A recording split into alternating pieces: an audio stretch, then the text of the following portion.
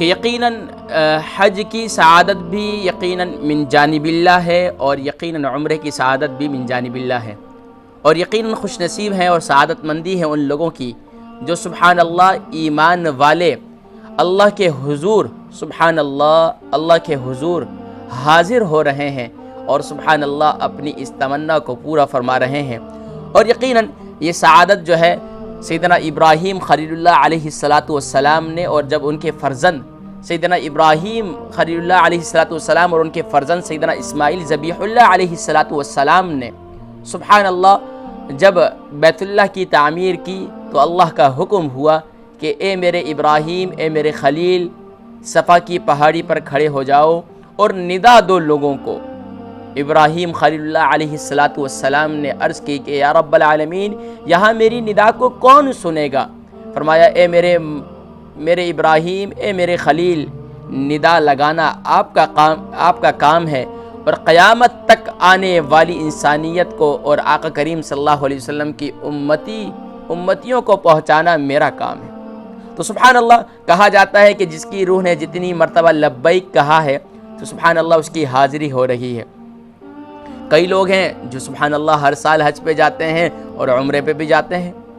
یقین جانیے کہ ایک اللہ والوں کا واقعہ لکھا ہے کہ وہ ہر سال حج پہ جایا کرتے تھے اور اسی سال عمرے پر بھی جایا کرتے تھے،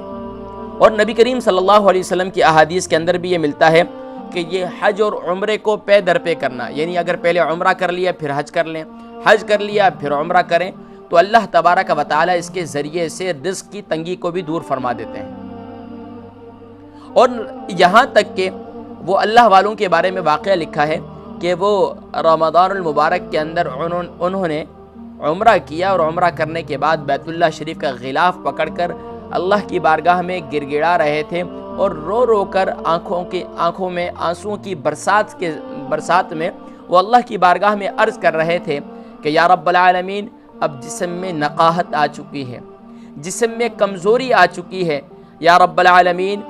مجھ سے ماہ رمضان المبارک کا عمرہ نہ چھیننا۔ اللہ اکبر۔ کیونکہ آقا کریم صلی اللہ علیہ وسلم نے ارشاد فرمایا جو رمضان المبارک میں عمرہ کرے گویا کہ وہ جس نے رمضان المبارک میں عمرہ کیا گویا کہ اس نے میرے ساتھ حج کیا۔ اور یہ آقا کریم صلی اللہ علیہ وسلم نے کس موقع پر ارشاد فرمایا تھا کہ جب آقا کریم صلی اللہ علیہ وسلم اپنے صحابہ کے ساتھ حج کی سعادت حاصل کی 10 ہجری کے اندر، پھر واپسی ہوئے، واپسی پر کچھ صحابہ وہاں رہ گئے تھے۔ وہاں اس زمانے کے اندر چیچک کی بیماری کہا جاتا ہے کہ وہ بیماری عام تھی، اس کی وجہ سے وہ نہیں آ سکے تھے، اور آقا کریم صلی اللہ علیہ وسلم نے کچھ کو کہا کہ جاؤ قباء میں 2 رکعت نماز نفل ادا کرو، مسجد قباء میں 2 رکعت نماز نفل ادا کرو، تمہیں مقبول عمرے کا ثواب ہوگا۔ اور یہاں تک کہ فرمایا کہ جو شخص رمضان المبارک میں عمرہ ادا کرے گویا کہ اس نے میرے ساتھ حج کیا، کیونکہ صحابہ کی بڑی تمنا تھی کہ یا رسول اللہ صلی اللہ علیہ وسلم، یہ صحابہ بڑے خوش نصیب ہیں، یہ آپ کے ساتھ کر کے آ چکے ہیں اور ہم رہ گئے۔ آقا کریم صلی اللہ علیہ وسلم نے فرمایا جاؤ میرے صحابہ رمضان المبارک میں عمرہ کر لو، جس نے رمضان المبارک میں عمرہ کر لیا گویا کہ اس نے میرے ساتھ حج کیا۔ لیکن اس کا ہرگز یہ مقصد نہیں ہے کہ حج کی فضیلت ختم ہو چکی ہے۔ حج کی فضیلت ذی الحجہ کے اندر اس کی اپنی ایک فضیلت ہے اور عظیم سعادت ہے، سبحان اللہ۔ بہرحال آقا کریم صلی اللہ علیہ وسلم اپنے صحابہ سے اور صحابہ آقا کریم صلی اللہ علیہ وسلم سے کس قدر محبت کیا کرتے تھے، ہم تو اس کے عاشر عشیر بھی نہیں ہے کہ سبحان اللہ، نہ تو وہ وضو کا پانی زمین پر گرنے دیا کرتے تھے، نہ وہ آقا کریم صلی اللہ علیہ وسلم نے جب سبحان اللہ حلق فرمایا، اور یعنی کہ جب حج کے موقع پر جب جمرات سے فارغ ہو کر آقا کریم صلی اللہ علیہ وسلم نے جب حلق کروائے، یعنی سر کے بال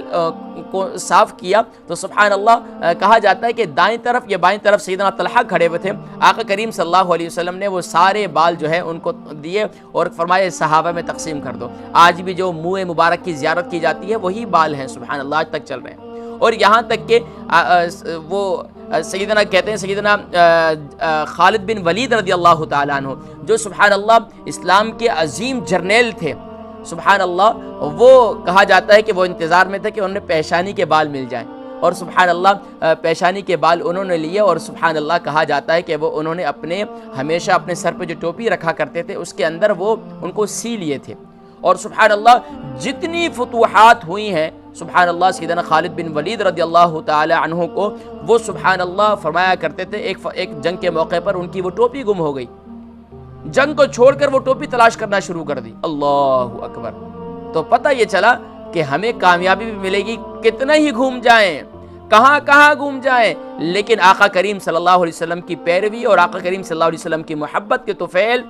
اگر وہ نہیں ہے تو کچھ بھی نہیں ہے۔ تو سبحان اللہ، اسی لیے علامہ اقبال رحمہ اللہ نے فرمایا تھا، محمد کی غلامی دین حق کی شرط اول ہے، محمد کی غلامی دین حق کی شرط اول ہے، ہو اگر اس میں خامی، ہو اگر اسی میں خامی تو سب کچھ نامکمل ہے۔ ناظرین کرام، پھر یقیناً یہ نماز، روزے، یہ زکوٰۃ، یہ حج، یہ کوئی بھی کام کا نہیں ہے اگر تو محبت رسول کے اندر سچے نہیں ہیں۔